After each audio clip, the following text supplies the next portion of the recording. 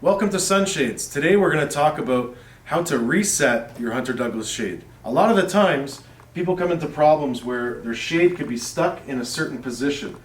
This one just seemed to get stuck here. Somebody could have been tugging on it. It could hit something in your window that's not allowing it to move properly, and it triggers the motor to keep it stationary. So it's very easy to reset your shade. You don't even have to do it from the remote. If you can reach the shade, it's very easy to do on your feet. Otherwise, you might have to grab a ladder.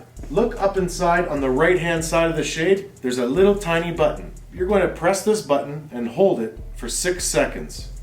1, 2, 3, 4, 5, 6. And you're going to let go. What the shade's going to do is it's going to do a full rotation all the way up, all the way back down, pop open, and it's going to remain with those limits, not what the problem was before.